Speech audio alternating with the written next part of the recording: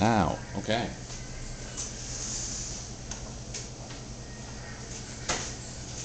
Hello everyone. Thanks for coming to my book signing. My name's Dave Emmi. This is my book that I'm promoting, Divine Philly, Philadelphia's Vital Role in Christian America. And the book has a strong nexus to the area that we're in right here. The Basilica of St. Peter's and Paul, just down the street, is a critical part of the book. John Newman, who's America's first canonized saint, is just down here on 5th and Girard, is also a critical aspect of the book. But it's really not a religious book. You know, it's really more of a historical narrative. I'm not promoting any theology. I'm really saying what happened in the Delaware Valley regarding Christianity and this struggle between Protestantism and Catholicism, back after the Civil War.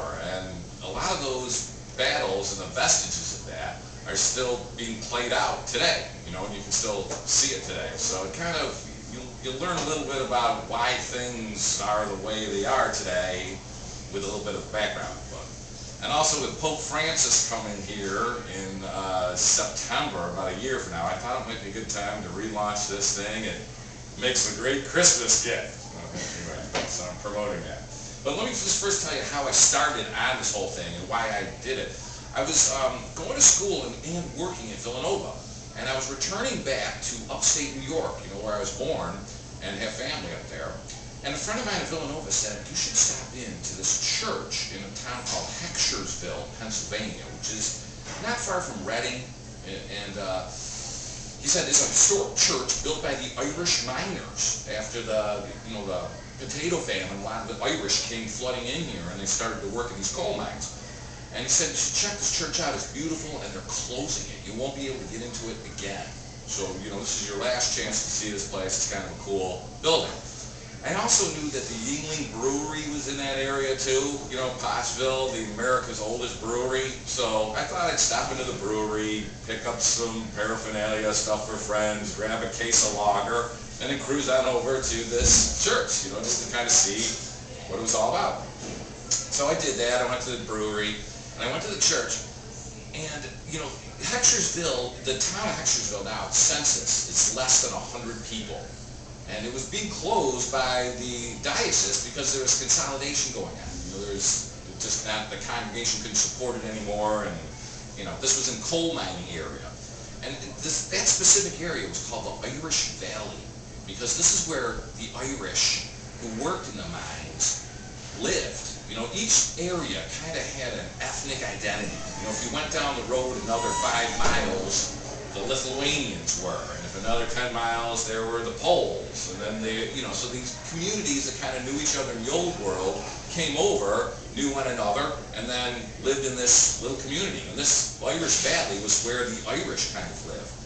And back then, the church, it really was more than just a place where you went on Sunday to worship. It was also the VFW post, the Brown Street Pub, it was the one you met your wife at church and your family. You went to school there. It's the meeting place of this area. And this is where the Irish, congregated there. So, going there, it was just a one-lane road to there, and I'm kind of intent on finding it, and I'm driving through these, there's small towns where there's a gas station, a convenience store, and a musty old bar. So these are these towns. But Heckshersville is one of those towns, but it also has this church. So I finally found it, and it was in the afternoon, and I walked into the place, and I remember kind of being transformed when I walked into the church from being like goal-driven, trying to find something I didn't know, to like saying, wow, this is really a spectacular place. The church, there's pictures of it in the book if you wanted to see some of them. It was really a colorful, church. And when I walked in, they had a sign out front that said, John Newman Land. Like a saint walked this land. And I didn't know before I went, but apparently this was John Newman's favorite church. And John Newman in Catholic theology in the Delaware Valley, he's almost kind of like the George Washington of Catholicism in America. He started the whole Catholic diocesan school system, so everything from Notre Dame to Villanova to Fordham to any Catholic school started out in this model that John Newman created. And he was the Bishop of Philadelphia for about 8 years, and he started over 70 churches. So he's kind of the guy who established the toehold for Catholicism. You know, I don't want to say he invented it or founded it, was a pioneer, but he kind of established it. And this church turned out to be his favorite church. And, you know, when I walked in, there were all these murals of John Newman on the walls. There were statues to him. They had letters that he had written to this church, this congregation. So, you know, I'm pretty impressed that this nexus of Newman, you know, was in this place called Hexersville. And then also the church itself was perched on top of a hill overlooking this Irish valley. So you could kind of tell that they positioned the church in a way that had like a spiritual kind of connection type of thing.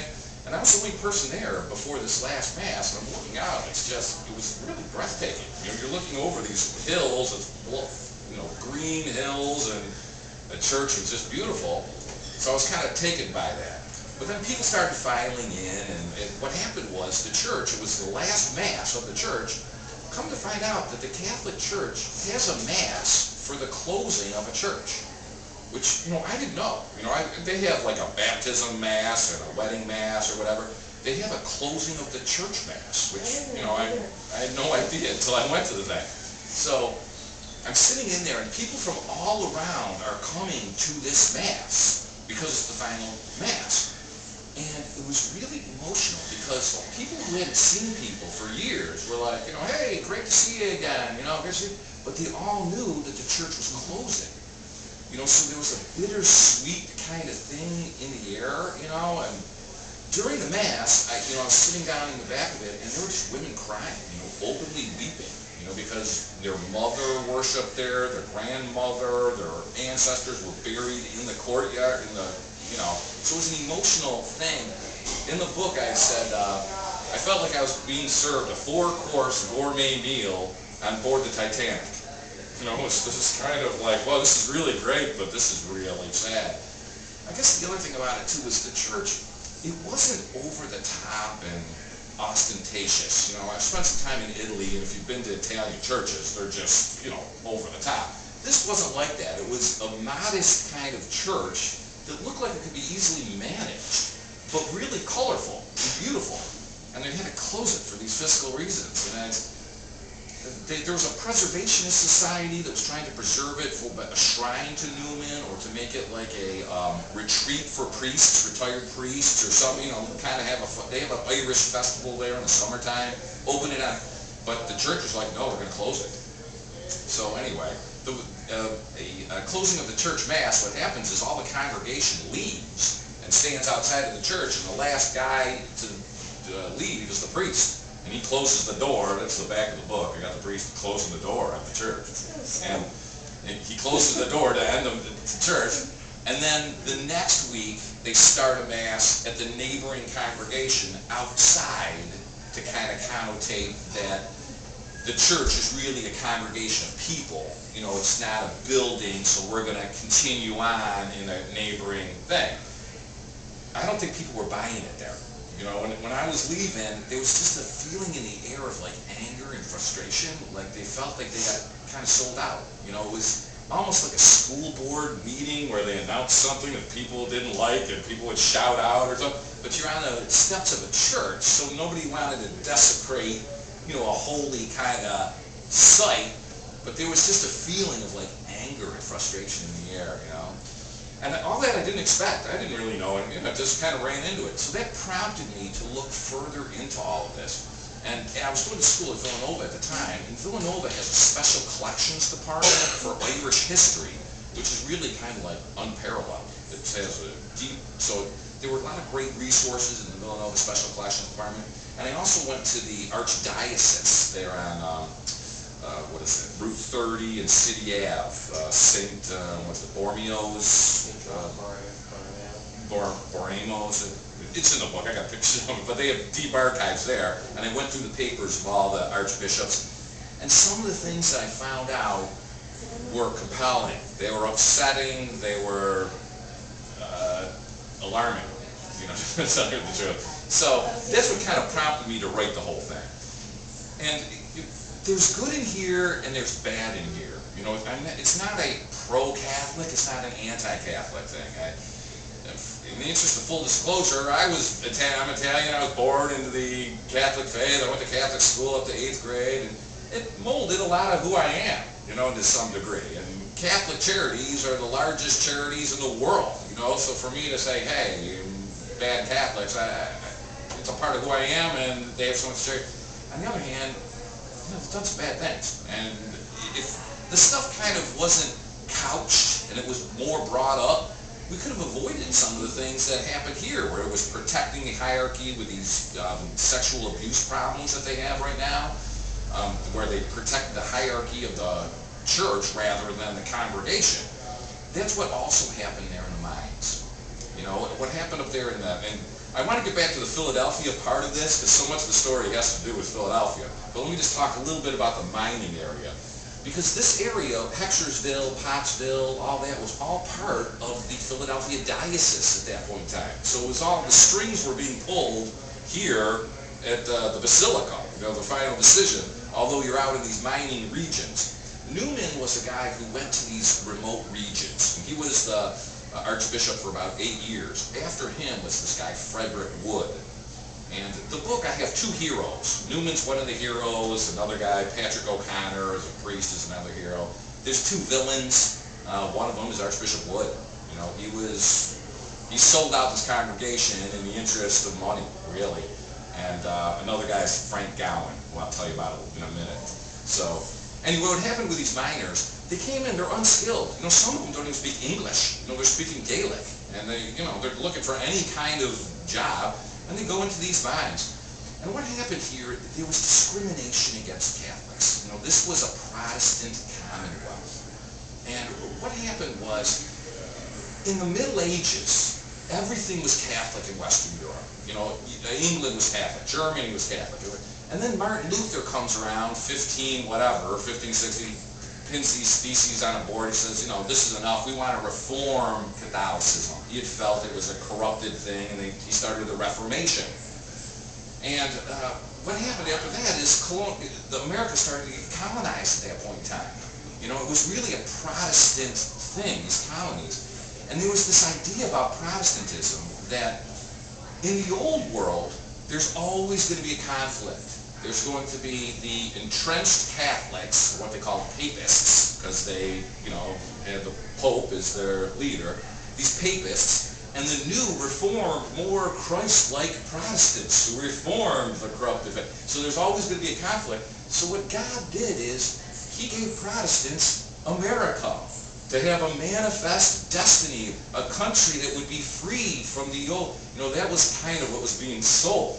And when the Irish came in, and the Italians and Catholics came in, it was like, we know what you guys are up to from the old country. We're not going to let, you know, a priest and a nun were like thought of as spies and collars and veils. You know, it was like, we're into republicanism, government, not Vatican. We're not going to, so there was a anti-Catholic kind of thing going on. And there were riots here in Philadelphia. They burned down 2 Catholic churches and about 40 Irish homes in Philadelphia in the 1840s.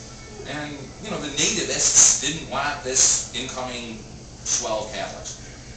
Today, right now, Catholicism is the largest denomination in the United States. About 1/3 of all Americans are Catholics. There's been one Catholic president, and that Catholic president was murdered in office. You know, you can still kind of see the vestiges of this kind of thing that was established, you know. So anyway, these mine owners who own these mines, they were all Protestant. And the life in the mines was really a tough life. Miners died all the time. There was a single mining accident where 117 miners died in a single accident. There were cave-ins. They had children working like 10 years old as breaker boys, you know, shifting coal. This is the coal that was up there called anthracite coal. This coal in the Pennsylvania coal mines, they used to call it black diamonds because it was shiny. This is the highest quality coal there is. So back then, like the Pennsylvania coal mines were like what Texas oil is today. You know, it was like the energy source, and they had kids working 10 years old, you know, shifting the stone from coal, and if they were slowed down, they get beat on the back. You know, there were no labor laws or anything, so it was just exploitative. Tuberculosis was all through there. You go down there and get miners lung, and they were dying really about one a day on the average. You know, every year there'd be about 400 miner deaths. Well, this group of people called the Molly Maguires, were Irish guys, they pushed back against the mine owners. It was really kind of the start of organized labor in a way. And what they did is they killed about a dozen mine owners over a 20-year period.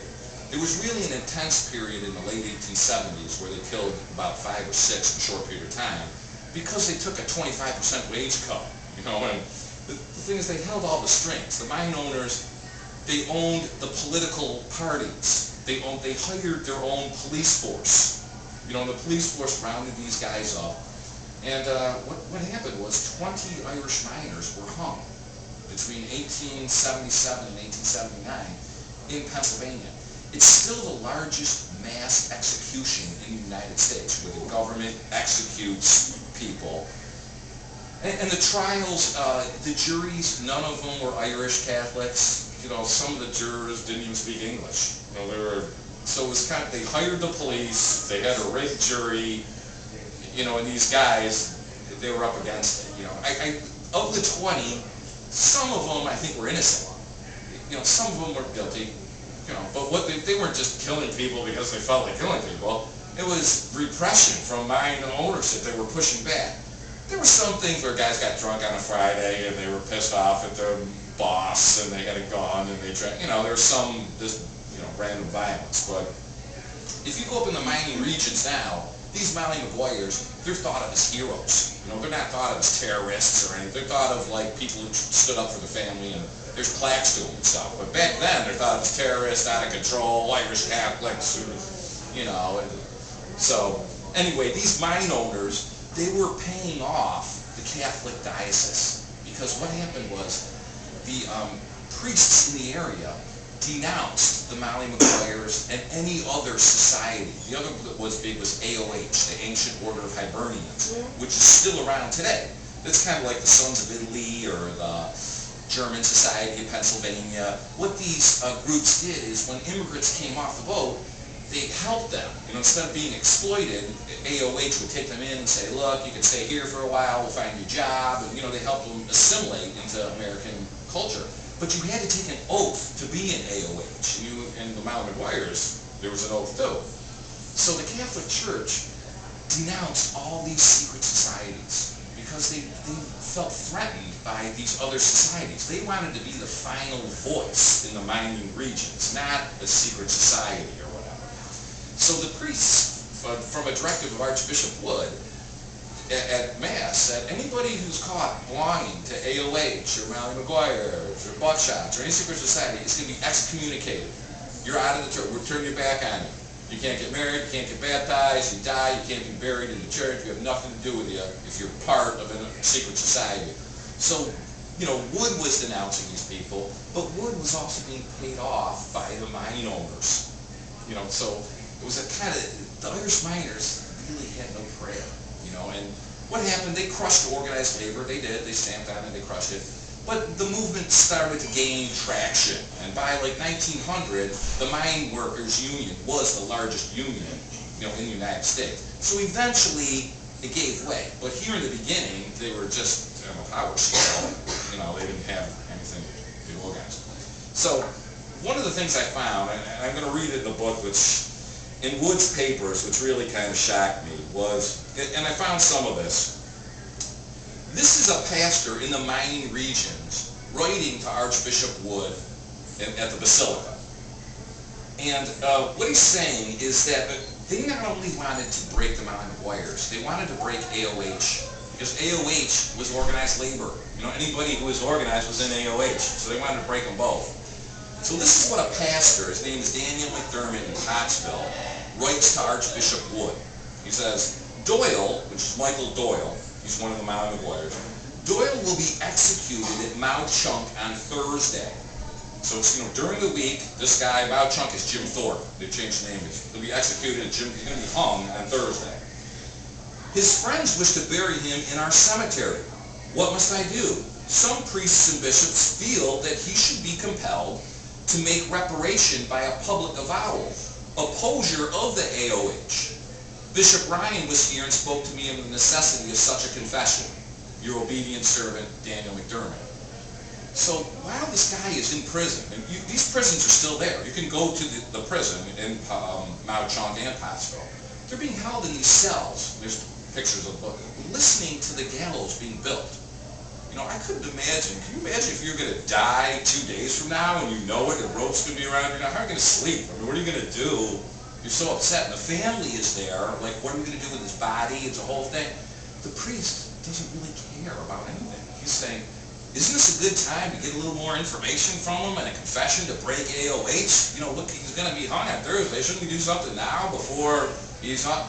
Just a total disassociation with any kind of human element with it. When I saw that letter, I was like, my God, it's just, he didn't really. And this was another letter in the same area. This was a guy by the name of Shanahan, another priest. He said, I'm glad to receive, and he's writing to Wood here at the Basilica. I'm glad to receive from you a list of the outrages perpetrated by the Molly Maguires in the coal regions. I see the Hibernians, AOH, elsewhere are doing their best to disavow connection to the Molly Maguires. I wish it was feasible to obtain either from Kerrigan. Kerrigan was a guy who was also arrested but turned state's evidence. He started to squeal on the other guys. From Kerrigan, who already made a confession, or from some others, a fuller statement in some way identifying the ancient order of Hibernians with the Molly Maguires, in a way that a mere denial on their part would not be sufficient. Many I know distrust Kerrigan's statement. In other words, he's trying to link the Molly Maguires to AOH, saying it's the same thing. Shouldn't we do this with these guys now that they're locked up? And these are priests that are, and really what they did, they sold out their congregation. Really, they're selling out their congregation to kind of keep the hierarchy in order, which is really kind of what happened here in Philadelphia with the sexual abuse charges. The first time that stuff happened was like 10 years ago. And the district attorney, spoke to the Catholic authorities like, you can't be preying on children, and kind of gave them a stern warning. Nobody got arrested. They kept it up. And the second time it happened, then they started to arrest people who were moving, like Monsignor Lynn. Really, the DA had to. It was kind of, look, we already visited this. You ignored us. More children are getting abused. And we're going to start arresting people in the hierarchy now. And they did. They arrested Monsignor Lynn. And I guess, if this kind of stuff was kind of known a little bit prior, maybe this other stuff really would have happened. But there's more to the mining story. There's this movie, The Molly Maguires. I don't know if you've seen it before. Good movie. Sean Connery, Where did they get that name from, Molly Maguires? It's an Irish, there's a few theories about it. Some of these, back in Ireland, what happened? The English took over and took their lands and repressed them. And some of the, to change their identities, some of the Irish would dress up as women. And then kill somebody and stuff, so they couldn't know their identity and go around. And there was a group of them called the Molly Maguires. This was around Donegal. It was really that area that they that northern Ulster kind of area where Presbyterians and English are all kind of fighting with each other. But there were other secret societies besides Molly Maguires. There was the Buckshots. But it was really just pushing back against, it was Protestant Catholic, kind of thing that was going on there. And it was really kind of inherited here when they came here. Anyway, that's the story of the coal mining. There's more to the coal mining things in the book, but I kind of want to get back to here, Philadelphia, because, a lot of this happened right here. And on the cover here, I've got a picture of, this is Newman and at St. Peter's on 5th and Girard. And Newman was the kind of guy, he died at 48 years old. And when you read about him and you research him, because he's becoming the first canonized saint, it's all glorification. He was such a great guy, and you really don't find anything, and not that I'm hunting, but I'm looking for a balanced kind of thing to it. It looked like he had an incredible intellect. He spoke like over 8 different languages. And when you're reading the research, it's kind of laid out like, well, he built these churches and these people came to these churches. What I really think happened was the immigrants were flooding in.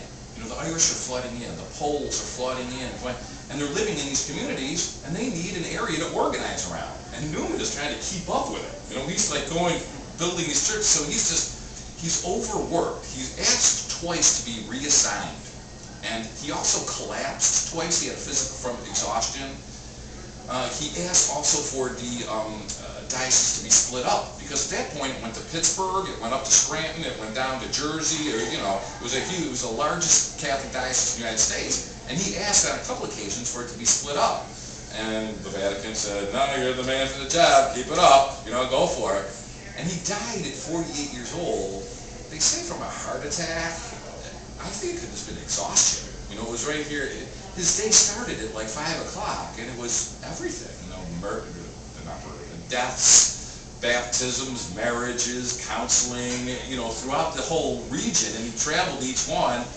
So he was a man, I think, like dedicated. He kind of felt like it was his calling. You know, like it's everything that you think a priest should be. So kind of that was the model of what he could be. And I would imagine when Pope Francis comes here, he's going to go to Fifth and see Newman. And I'd be shocked if he didn't. But I mean, as soon as he has a schedule. But Newman is kind of, like I said, the George Washington of Catholicism here. The other thing about Newman is kind of interesting. If you've been down there, he's under a glass case. You know, there's a picture of him here. They dug him up like in the 1960s and put him under a glass case. You know, put garments on and put a wax mask over his face, and he's there, you know, next to St. Peter's. And in Catholic theology, when someone becomes a saint, the thought of it is a saint can now intercede in earthly matters. You know, there's a whole process. Like the first process, they got to say, oh, he lived a life that was free of sin. And then there's beatification, which is like, whoa, he entered into heaven. You know, it's kind of like, okay, yeah, he entered, we know he did. You know, we got the message, he entered in. And the third one is, yeah, he can intercede in earthly matters. So when you're there, people will come there. You know, my mother has cancer. I'm going to come to Newman, I'm going to sit down, I'm going to pray to him because he can intercede. That's what the thought is that saints have the power to intercede. It's kind of, if you go to Europe, they do this a lot in Italy. You know, they call them relics. You know, like this is St. John the Baptist's fingernail. You know, come on, and people will come and see it or whatever. So it's not, you know, they have other popes under glass cases and stuff. It's not unusual in Italy. I don't think I've seen it in the United States. I don't think I've seen another person under glass dug up to be. I don't think I've seen it. You know, it was Lenin in Russia, right? They had him under glass. It's not the same, but yeah, not quite the same. It's unusual. I guess, you know, with full disclosure too. I guess people like Richard Dawkins or Sam Harris or some these new atheist people would really laugh at all this. You know, they would say, you know, listen, millions of people go and pray to John Newman, and maybe there's been a miracle or two, but it's an anomaly, a statistical thing. It's, you know, because there's a book there that's, you know, Newman cured this guy who had cancer. They prayed to him, they took Newman's cloak, and his cancer was cured, or whatever. And they'll talk about the miracles that Newman did. But with the millions of people who prayed for it, it's kind of, you know, it's really not. And that said, when I was at the closing of his church, they had little busts of Newman, and I bought one, and I have someone in my family who's ailing, and I put it by her bed, you know, and she got a little better, you know, so it's like, you know, hedge your bets, you know, I guess, you know, so, maybe born a Catholic, you can't get rid of that stuff within you, but anyway, so Newman's down there, he's a big part of the story, he's one of the heroes. The other thing is this basilica. The basilica is interesting. In some ways, it's almost like the Vatican of the United States. You mean St. Peter's? Yeah, no, a basilica of St. Peter's and Paul, right in Logan Square. Yeah, okay. Newman is buried. That's why I'm like, is there another one? Like, I don't know about them. Newman is buried at St. Peter's at 5th and Girard. Right. The basilica is. That's right. I know, I've been there. I've been to church there, but you keep going, I'm like, Sorry. No, I don't know. That's all right. You know, in Logan Square. Yeah, I've been to church there. And when that was built, you have to remember that there were these riots against Catholics. Just an anti-Catholic kind of thing. So if you look on the first floor, there's no glass windows on the first floor because they were worried about it getting firebombed. Like the other, people throwing firebombs would burn it down. So they kind of made it so there's no glass on the first floor. Also, it's called the Basilica of St. Peter's and Paul for a reason. I told you about the Protestant manifest destiny kind of thing. Well, the Catholic rub against Protestants is that they'll say a church isn't a building. It's not the Pope, it's not the Vatican. A church is a congregation of people, a following of people who follow Christ's teachings. And the first church were the apostles. That is those were the people who followed him. And the first pope, the first leader of that was Peter. If you're in the Bible, it's, you are Peter, upon this rock I will build my church, and the kings of the kingdom will, the whole thing. So it's like Peter is the first pope. And then after him, it's Paul, who's the apostle who spreads the word and everything. And if you go to Rome, they have the list of all the popes, and it starts with, Simon Peter and Paul, and it goes down. So the Catholic thing is, this is the real followers of Christ. You other guys are, Joseph Smith or L. Ron Hubbard, you came in 1,000 years after it all started, and you make up something or whatever. We are the real deal. That's why it's called the Basilica of St. Peter's and Paul, because they're saying to the Protestants, this is the real thing. This isn't your made-up Quaker, it's kind of a, I don't say flip the bird off, but, to the Protestants, that's why it's not called the Basilica of St. Mary's or the it's kind of, it's the beginning of Catholic, it's not the Vatican, it's the central, this is the real stuff. And when it was built, it was the biggest church in, Pennsylvania, certainly Philadelphia, when it was built. So it's kind of, this is the Basilica of St. Peter's, Vatican, Rome, but in the United States. And it's just down to, the thing is, it turned into a big money pit.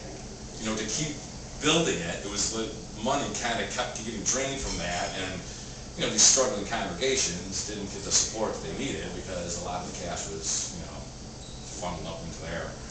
But that's kind of the book overall. It's a narrative. It's balanced. It's not rah-rah. It's not anti. Two heroes are both Catholic. One of the villains is a Catholic converted. Another villain is this mine owner who owns the mines and the railroads, and Frank Gowan. He's one of the guys. But it's a great Christmas gift. So you survive as many as you can. Anyway, that's the story. Oh, I want to finish up with one thing.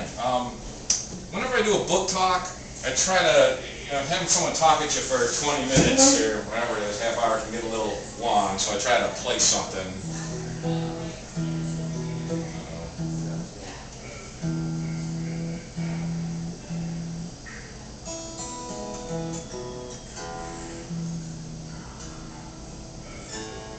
Let's get this in tune, yeah.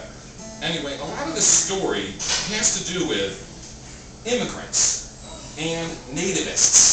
There's a war between them. It's Catholics versus Protestant. It's capital versus labor.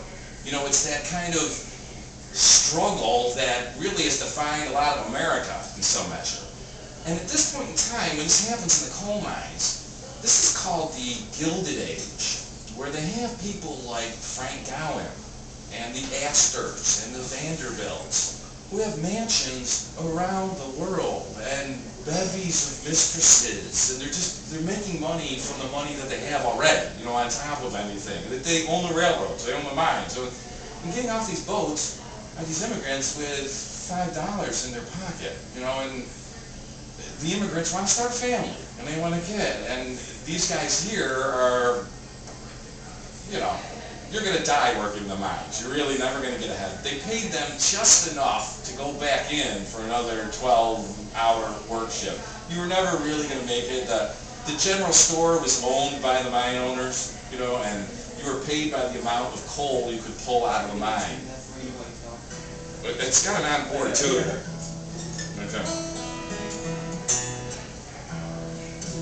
Well, it's not too far. Anyway, so this song song is about that. This is about, you know, what side you're on. And I guess today we're I think we're in the new Gilded Age. You know, there is now, the inequities are enormous. The immigrants that are coming in, there's over 30 million undocumented people here.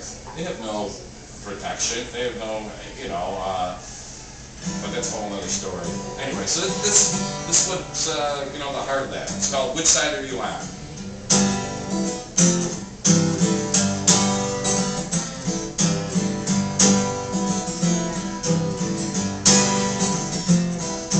You might be a young man with a mountain in your step, in search of El Dorado, but you haven't found it yet. Or you might be an old man with your whole life at your back, but you can hear eternity whispering down the track.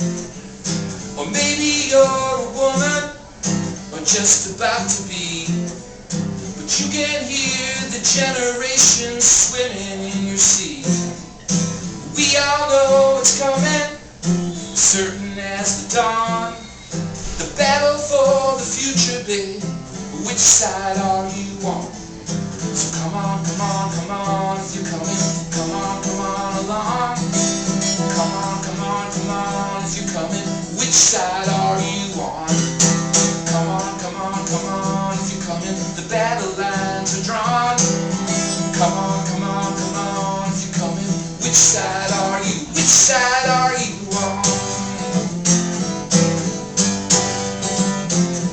There's a restlessness out in the street, and questions fill the air. How long will the step go on? Will our country still be here? People know the game is rigged, even as they play. They see their hopes and aspirations slowly slip away. So come on, if you're coming. Come on along. Come on, if you're coming. Which side are you on? Come on, if you're coming. The battle lines are drawn. Come on, if you're coming. Which side are you? Which side are you on? Well, maybe you're in Fairmount, or somewhere else in Philly, or maybe you're down south in Georgia or Tennessee. People all around the USA are finding the strength to see the changes we must bring about and what this place can be. It's in the things you hope for, it's in the things you need, it's in the things you do each day, it's in your every deed. So come on, if you're coming. Come on along. Come on, if you're coming. Which side are you on? Come on, if you're coming. The battle lines are drawn. Come on, if you're coming. Which side are you? Which side are you on? Which side are you on? Which side are you on?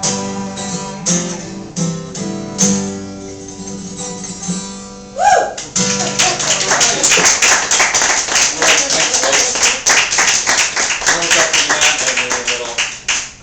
Thanks for coming, you guys. I really appreciate it. It's a great Christmas gift. If there's any questions or anything about it, Henry, thanks for coming. Is there any chance for the church reopening?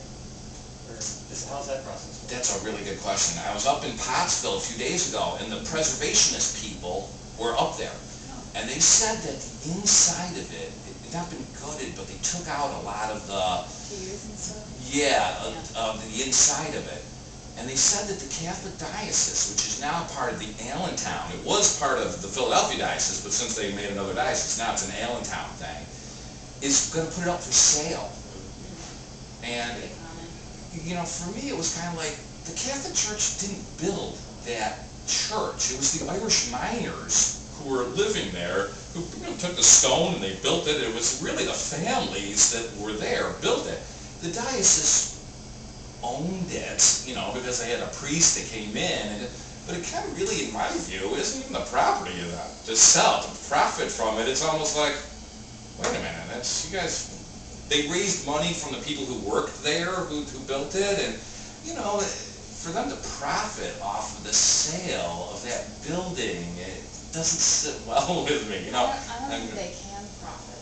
Oh, because it's not profit, right. They technically, it's just like, there was a church sold in West Philadelphia recently, and it's a huge church. It sold for $80,000, cost of material, estimated cost of material. And what does Like the $80,000? how much it's actually worth, but it's millions to rehab it. Oh. But they can't sell it. You see it really all over Philly, right? There's that place on Spring Garden near that car wash. Yeah. That's that gargantuan church. That's, you know, they can't do anything with it. It's, you know, these congregations. Yeah. It's kind of heartbreaking. You know, I'm not from Philly. You know, I'm a New Yorker, and I'm not Irish. I mean, so I don't really have a dog in the hunt. But, you know, seeing the thing, it's a heartbreaking. You know, it's like seeing a Monet or a Matisse or something with somebody chopped it or a knife in it. You know, it's just kind of disturbing. You're like, wait a minute, should it be fixed or shouldn't it be? You know, it's, you're not going to find anything like that again. So, I don't know. It's up for sale, and some of the people there, I was saying, like, well, it's up for sale. Maybe somebody can buy it from that area. You know, and kind of do something with it. There's a graveyard in front, too. It's kind of like, okay, you buy it, what are you going to do with the hundreds of graves that are, you know, it's not reoccurring one person. It's 100 years, 160 years of graves there. You know, and this is the picture of it. No, I got it here, right? Somewhere in here is a picture of it. You can see it in here. I don't know, if you look at the colorfulness of it, it's just a beautiful, I don't know what it looks like now, but... Were all the miners Protestants? And when the Molly Maguires and the Hibernians came in, did any of them try to switch to Catholicism? That's a good question, too. You know, the people who came over, they kind of knew each other in the old country, and then they came over and kind of lived in their own communities. Mm-hmm. And the Irish were the Catholic kind of thing. They were also Welsh. You know, and the Welsh were Protestants, you know, so there were more Catholic than Protestants, but there were Protestants who came over. And I think really what happened with the Protestants, even like the Swedes or the Lutherans, they had an easier time of it. Did they all get along, or was there like this line or this division? There was division. You know, even amongst the Irish themselves, there was division, like for people who were from Cork or from Galway or from even there was a clannishness within the thing, but it was well, pretty. They wanted organized, you know, if they wanted to be organized, and Hibernians, and if they wanted to do that, you would think they would all kind of go towards, you know. Eventually, that's what happens with the mines. Like after this in the 1890s or so, they go up and down the Appalachian Trail, and they're just emphasizing, you guys can't fight with each other, we all have to be a union, and they form organized labor. So eventually it does happen. These were kind of the first guys who... Took a while.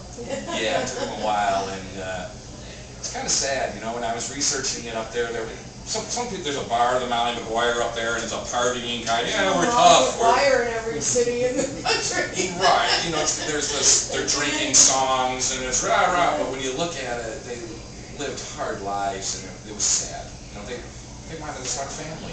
You know, they wanted to have a meal, and they were going to die, and they knew it. And you know, it's exploitative. You know, your heart kind of went out. I didn't get done with this feeling like, hey, great. It's like it kind of hurts you like a heart. Thanks for coming, you guys. It was fun, and you know, I'm going to be promoting this for Pope Francis's. Good timing. Yeah, I hope so. That's what I'm trying to do, relaunch it. Well, we won't. Okay, great. I got a few of them. Thank you. Okay. Hey, Chris.